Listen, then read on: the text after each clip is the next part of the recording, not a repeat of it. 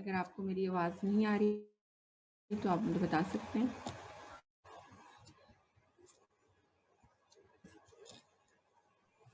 Ma'am आ रही है आवाज़। पहले आप अटेंडेंस चला लें, उसके बाद फिर मैं काम करती हूँ।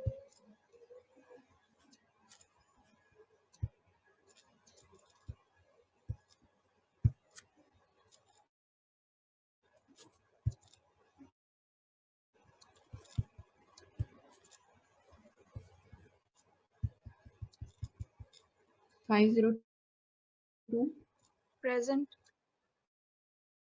503 504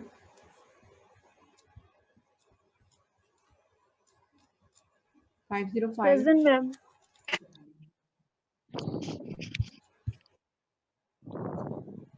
506 Present. 7 Present. 8 9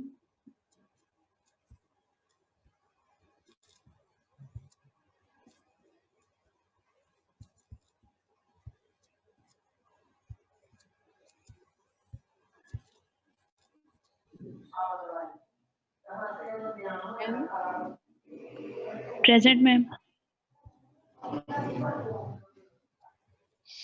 11 12 14 Present. 16 17 Present. 18 Present. 19 20 21 Present. 22 23 Present. 24 25 Present. 27 28 Present. 29 Present, ma'am. 32 Ma'am, 30 present. okay 33 34 33 present, ma'am. ठीक है 35 36 Present, ma'am. 35, ma'am, 30 present. 37 Present, ma'am. 40 41 Present. 43 43 present, ma'am. 44 45 Present, ma'am. 46 48 Present. 49 50 51 Present, ma'am. 51. 2 ठीक है 53 55 56 57 58 Present, ma'am. 60 61 62 63 Present, ma'am. 65 64 present, ma'am. okay 66 Present, ma'am. Ma'am, 67 50 Present. present. 58 अब जो Ma'am, लोग 50 absent हैं, वो present. जो लोग बाद में हैं वो मार्क करवा देंगे Roll number 13 present, ma'am. Okay और Roll number 64 50. 50. ठीक है 3 Ma'am, the present, 50 ma'am. roll number 50. तो बेटा लगी आपकी ओ Ma'am, 66 लगी है. हाँ जी लगी Ma'am, 44. Ma'am, ठीक है एक बार कॉल कर दें एब्सेंट रोल नंबर आपका क्या रोल नंबर आप मुझे बता दें 64 मैम ठीक है बेटा आपकी लगी हुई है Ma'am, okay thank you 44. Ma'am 54 की भी लगी है 54 की भी लगी है और बताएं Ma'am, नहीं ma'am, 66. 44. 44 की भी लगी 13. 65. 45 की भी लगी है निदा Ma'am, 13. 33 भी है, सभी की लग गई, ठीक है। अब मैं इसको सबमिट कर रही हूँ। मैम मैम 36 तक 66 56 की लग गई।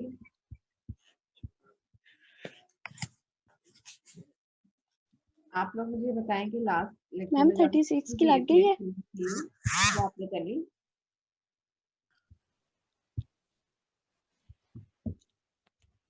मैम कितने स्टूडेंट्स ने दो क्वेश्चन? क्वेश्चन सेंड किए थे बच्चों ने ग्रुप में, मैम आपने रिप्लाई नहीं दिया उन पे। वो ठीक नहीं थे क्वेश्चन, मैंने देखे नहीं।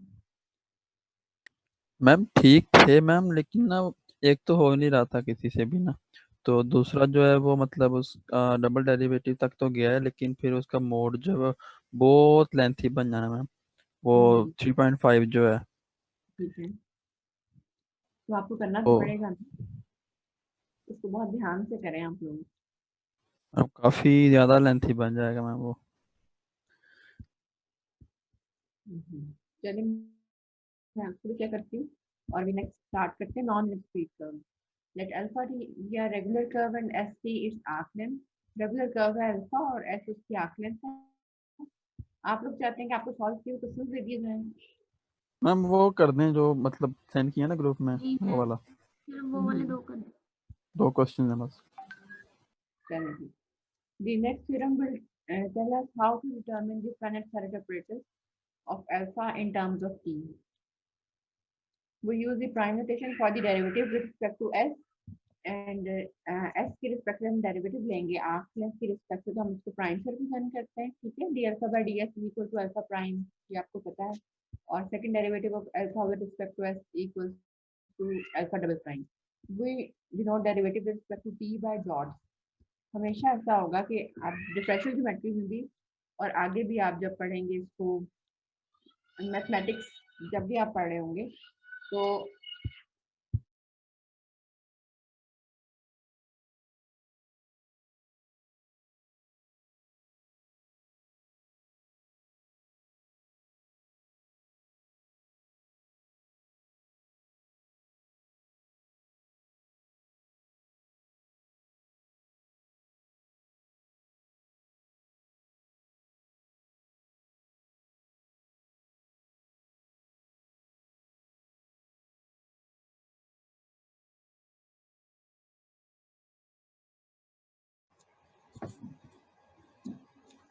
जी क्लास डेरिवेटिव टी के रिस्पेक्ट से लेंगे तो हम डॉट से रिप्रेजेंट करेंगे, चाहे वो एस का हो, आर्क लेंथ का हो, या फिर alpha d alpha by d t equals to t alpha dot, and second derivative of alpha with respect to t equals to alpha double dot. अब ऐसा है कि जब भी डिफरेंशियल ज्योमेट्री या आइंदा आप कोई भी सब्जेक्ट पढ़ रहे होंगे तो जब डॉट जो है वो सिर्फ रिस्ट्रिक्ट कर दिया गया है टाइम के लिए, ठीक है। टी के रिस्पेक्ट से जब भी हम डेरिवेटिव लेंगे वो डॉट से रिप्रेजेंट होगा, लेकिन टी के अलावा अगर कोई और वेरिएबल है तो हम उसको प्राइम से रिप्रेजेंट करेंगे। फिलहाल हम लोग आर्क लेंथ के रिस्पेक्ट से जब लेते हैं तो हम उसको अल्फा प्राइम कह देते हैं, वरना कहीं भी जब भी प्राइम यूज होगा तो वहाँ पे साथ जरूर मेंशन होगा कि इसमें आप किसके रिस्पेक्ट से डेरिवेटिव ले रहे हैं, और डॉट के साथ जरूरी नहीं है कि मेंशन किया जाए कि वो टी की रिस्पेक्ट से डेरिवेटिव है। एक तो ये बात आप याद रखेंगे। दूसरा अब थ्योरम देखते हैं, let alpha t be a regular curve in R cube then the following holds. एक रेगुलर कर्व है आर क्यूब में, टी जो है इसकी वही टेंजेंट अभी आपने जो लास्ट वीक में काम किया था वो यूनिट स्पीड कर्व्स के लिए किया था, और उसमें आप लोग फाइंड करते थे कि अल्फा का डेरिवेटिव लेके उसका मॉडुलस लेते थे, आंसर 1 आता था तो वो यूनिट स्पीड कर्व बनता है, ठीक है। और अगर 1 नहीं आएगा तो फिर हम क्या करेंगे, फिर हम ये फार्मूलाज यूज करेंगे tangent by normal, normal curvature और टॉर्शन को फाइंड आउट करने के लिए। तो उसमें अब क्या होगा कि अल्फा डॉट लेंगे आप और डिवाइड कर देंगे अल्फा डॉट के मॉडुलस या नॉर्म से। T tangent vector field find करने के लिए, by normal vector field find करने के लिए आप alpha dot cross alpha double dot लेंगे, यानी आप अल्फा का फर्स्ट और सेकंड डेरिवेटिव लेंगे टाइम टी के रिस्पेक्ट से और उनका क्रॉस प्रोडक्ट लेंगे, बिल्कुल ऐसे ही जैसे आप लोग डिटर्मिनेंट की फॉर्म में लेते हैं, आई जे और के रखते हैं। पहली रो दूसरी रो जो है अल्फा डॉट के एलिमेंट्स होंगे और तीसरी रो में अल्फा डबल डॉट के एलिमेंट्स होंगे, और आप इसे मैम कैलकुलेट करेंगे। जी एक्सक्यूज मी मैम, जी मैम आप कह रही हैं कि जहाँ पर हम लिखेंगे डॉट यानी कि एस डॉट है, तो मतलब वहाँ पे कैसे, मतलब वहाँ पर टी ही होगा, लाजमी बात है। वो कंफर्म है कि वो टी की रिस्पेक्ट से डेरिवेटिव होगा, ठीक है। लेकिन अल्फा जब हम प्राइम लिखेंगे तो फिलहाल तो हम प्राइम को डिफाइन करेंगे अल्फा का एस की रिस्पेक्ट से, आर्क लेंथ की रिस्पेक्ट से डेरिवेटिव ले रहे हैं। अदरवाइज जहाँ पे भी कहीं अल्फा प्राइम यूज होगा तो वहाँ पे जरूर मेंशन किया जाएगा कि प्राइम मीन्स कि किसकी रिस्पेक्ट से डेरिवेटिव, ठीक है। जब डॉट है तो कंफर्म है, लेकिन अगर प्राइम यूज करें तो फिर आपको बताया जाएगा। लेकिन हमारे कोर्स में प्राइम जो है हम लोग आर्क लेंथ के लिए यूज करेंगे और डॉट जो वो टी के लिए यूज करेंगे। मैम और बी जी मैम जब हम लोग फर्स्ट डेरिवेटिव लेंगे उसका मोड अगर 1 ना आए तो फिर हम ये वाले फॉर्मूलाज यूज करेंगे जो हम पढ़ रहे हैं, ठीक होगा। ठीक है। जब आपका वो डॉट ले रहे थे, आप प्राइम ले रहे थे और उसका डेरिवेटिव 1 आ रहा था, तो आपने लास्ट पूरा वीक उन फॉर्मूलाज पे काम किया। अब जब प्राइम जो लेंगे आप डेरिवेटिव लेंगे, चाहे वो टी की रिस्पेक्ट से हो चाहे वो प्राइम की रिस्पेक्ट से हो, ये तो डिपेंड करेगा ना जो भी वेरिएबल होगा। अगर तो वेरिएबल टी यूज हो रहा है तो फिर आप टी की रिस्पेक्ट से ले लेंगे, अगर एस वेरिएबल यूज हो रहा है तो आप उसको एस के रिस्पेक्ट से ले लेंगे, ठीक है। उसमें आप कोई कंफ्यूजन क्रिएट नहीं करेंगे। वैसे हमें अंडर पता है कि उसके इनसाइड क्या स्टोरी है, उसके इनसाइड हमें पता है कि जब एस यूज हो रहा है तो वो कर्व डीपैरामीटराइज्ड कर्व है, तो वो एक अलग बात है। लेकिन जब आपने किसी भी कर्व पे यूनिट स्पीड होने या नॉन यूनिट स्पीड होने को चेक करना है तो आपने सिर्फ जिस वेरिएबल पे वो कर्व डिपेंड कर रहा है उसकी रिस्पेक्ट से आपने उसका डेरिवेटिव लेना है और उसका मॉडुलस लेना है।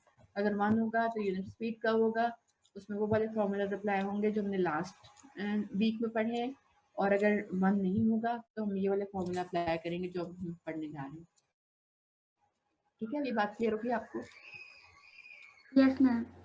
ओके। अब बी फाइंड करने के लिए बायनॉर्मल के लिए आप अल्फा डॉट और अल्फा डबल डॉट का क्रॉस प्रोडक्ट लेंगे और उससे उसके मॉडुलस से नॉर्म से आप डिवाइड कर देंगे। इसी तरह एन प्रिंसिपल नॉर्मल फाइंड करने के लिए बी क्रॉस टी होगा और कर्वेचर के लिए formula alpha dot cross alpha double dot norm over alpha dot norm cube होगा। और टॉर्शन के लिए स्केलर ट्रिपल प्रोडक्ट लेंगे। इसको भी आपको पता है ये डिटर्मिनेंट की फॉर्म में होता है और पहली रो में फर्स्ट के एलिमेंट्स होते हैं, सेकंड रो में सेकंड एलिमेंट्स होते हैं और थर्ड रो में ये थर्ड अल्फा ट्रिपल डॉट के एलिमेंट्स होंगे।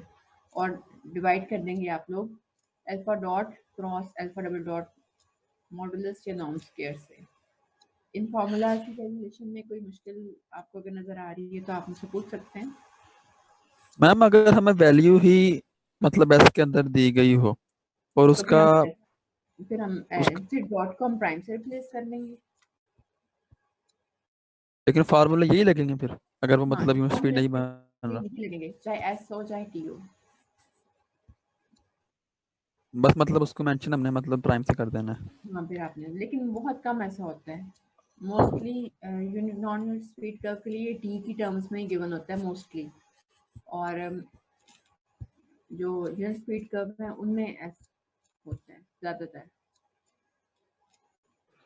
ठीक है मैम। ठीक है। अब नेक्स्ट जो है मैं इसकी आपसे शेयर करती हूँ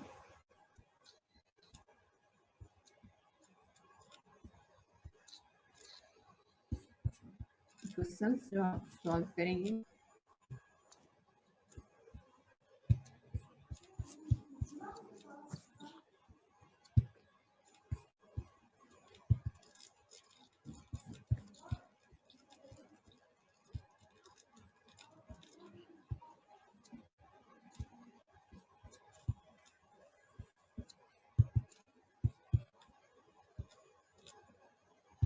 जी आप स्क्रीन देख सकते हैं, यहाँ पे एक्सरसाइज गिवन है और इसमें find Frenet operators for this space curve.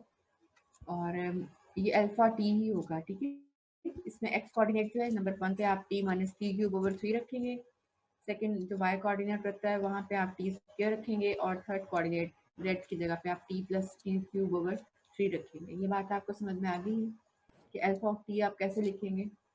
Yes और फिर उसके बाद आप क्या करेंगे, इसका टेंजेंट वेक्टर फाइंड करेंगे, principal normal vector, curvature find करेंगे, बायनॉर्मल वेक्टर फाइंड करेंगे और टॉर्शन फाइंड करेंगे। ये सारी वैल्यूज यहाँ पे दे दी गई हैं, आप इनको कैलकुलेट करके इनको आप वेरीफाई कर सकते हैं अपना आंसर, ठीक है। अभी जो आप पहला काम करेंगे वो ये है कि आप अल्फा ऑफ टी की फॉर्म में इस कर्व को लिखेंगे और उसका डॉट लेके उसका मॉडुलस लेंगे और चेक करेंगे कि आंसर 1 आ रहा है या नहीं आ रहा। वो आप मुझे चेक करके बताएं। इसके लिए आपके पास 5 मिनट्स हैं।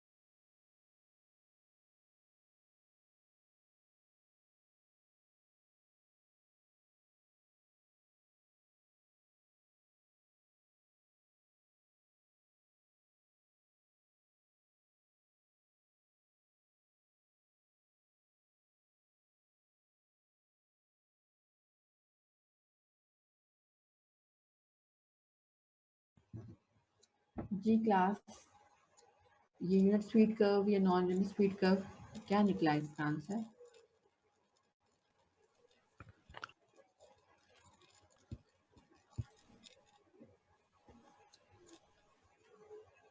जी किसी स्टूडेंट ने किया अभी तक इसको? I think non unit speed बन रहा है। वन नहीं आ रहा इसका आंसर।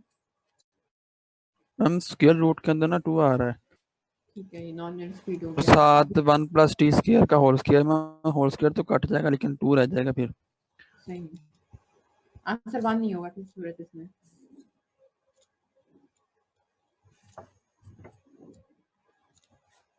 और बाकी लोग काम कर रहे हैं या नहीं? जी मैम नहीं आ रहा मैम। वन की को नहीं आ रहा। ठीक है, अब आप इसको टी फाइंड करें।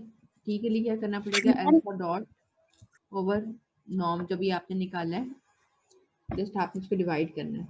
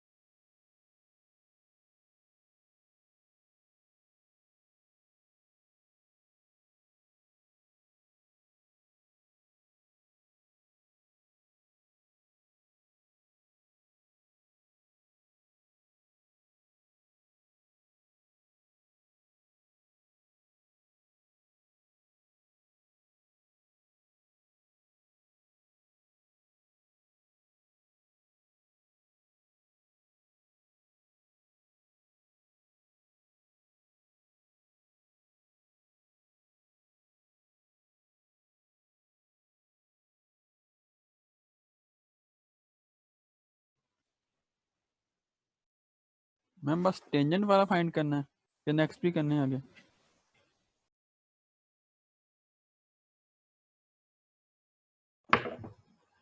अच्छा, आप लोग टेंजेंट भी फाइंड करेंगे और बाय नॉर्मल भी करेंगे, प्रिंसिपल नॉर्मल, कर्वेचर और टॉर्शन। ये सभी आंसर यहाँ पे लिखे हुए हैं।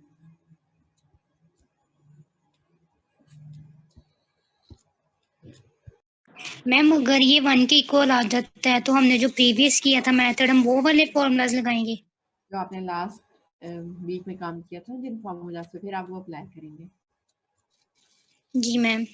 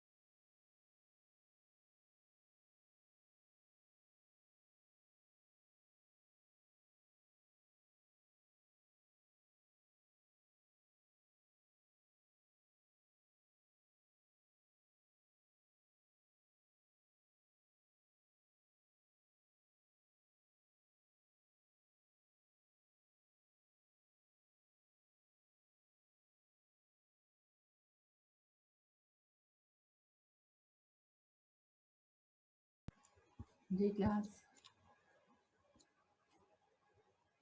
एन और बी फाइंड कर लिया आप लोगों ने? हम कर रहे हैं अभी। ओके, अभी आप इसको ज़रा देख लें, नेक्स्ट क्वेश्चन को भी डिस्कस कर लें। सेकेंड क्वेश्चन में देखें, find curvature and torsion for space curve x equals to t, y equals to t square and z is equal to t cube। इसके लिए आपने curvature और torsion फाइंड करना है। आंसर्स यहाँ पे गिवन है और ये मैं आपके साथ शेयर कर देती हूँ ग्रुप में। क्वेश्चन नंबर 3 में देखें curvature और torsion ही फाइंड करना है। x is equal to theta minus sin theta, y equals to 1 minus cos theta and z equals to 4 sin ma'am ये theta। समीशन का एक दफा बता दें। जी बेटा, मैम समीशन जो आप बोल रही हैं इसका एक दफा बता दें थोड़ा सा। समेशन बेटा मैं एक कर्वेचर और टॉर्शन कह रही हूँ, ओके मैम। ठीक है। ये आपको स्क्रीन नज़र आ रही होगी और इसमें थर्ड क्वेश्चन में भी आपने कर्वेचर और टॉर्शन ही फाइंड करना है। इनके आंसर्स जो आ रहे हैं वो भी मैंने लिखे हैं यहाँ पे। मैम ये कर्व दी गई है हमें सेकंड क्वेश्चन के अंदर, दोनों अब वो क्वेश्चन, अल्फा ऑफ टी होगी हमारे पास। हाँ बिल्कुल अल्फा ऑफ टी होगी। जैसे आपने फर्स्ट क्वेश्चन में फर्स्ट कोऑर्डिनेट की जगह पे टी रखा और सेकंड के लिए टी स्क्वायर रखा और थर्ड के लिए टी क्यूब रखा, ऐसे ही आप लेंगे और पहले आप इसका डेरिवेटिव लेके मॉडुलस लेकर चेक करेंगे कि ये 1 आता है या नहीं आता। अगर तो ये 1 आएगा तो फिर आपने लास्ट भी प्रीवियस मेथड से आपने इसको फाइंड आउट करना है कर्वेचर और टॉर्शन, और अगर नहीं आता तो फिर आप जो आज मेथड पढ़ रहे हैं उससे आप इसके कर्वेचर और टॉर्शन फाइंड करेंगे, ठीक है। मैम थर्ड वाले में फिर अल्फा ऑफ थीटा, बिल्कुल थर्ड बिल्कुल अल्फा ऑफ थीटा हो जाएगा और थीटा के रिस्पेक्ट से आप उसका डेरिवेटिव लेंगे। तो मैडम थीटा के रिस्पेक्ट से तो वो हम मतलब वो फिर हम वहीं पे आ गए ना, मतलब अगर हम 1 आएगा तो हम प्रीवियस लगाएंगे, बिल्कुल क्योंकि आपने पहले बताया था ना टी और एस का। D alpha by D theta आप लेंगे और आंसर अगर आपको 1 आता है तो फिर आप प्रीवियस मेथड से, अदरवाइज आप आज जो आपने मेथड पढ़ा है उस मेथड से करेंगे, ठीक है। इसके बाद ये लास्ट क्वेश्चन है और इसमें भी टी के रिस्पेक्ट से आप डेरिवेटिव लेंगे, चेक करेंगे यूनिट स्पीड कर्व है या नहीं और उसके अकॉर्डिंगली फॉर्मूला अप्लाई करेंगे और आपने टॉर्शन फाइंड करना है और इस केस में टॉर्शन 0 है और टॉर्शन 0 होने का मतलब क्या होता है कि वो प्लेन कर्व है, ठीक है। इनको आप सॉल्व करें, कोई प्रॉब्लम होगा तो हम नेक्स्ट लेक्चर में उसको डिस्कस भी करेंगे और ये मैं आपके साथ शेयर कर देती हूँ ग्रुप में क्वेश्चंस भी और आज के जो नोट्स में होगी, ठीक है। अल्लाह हाफिज़। Ma'am with respect to t लें या विद रिस्पेक्ट टू थीटा लें तो फॉर्मूलाज तो वही रहेंगे ना? हाँ बेटा फॉर्मूला वही रहेंगे, ठीक है। जी मैम।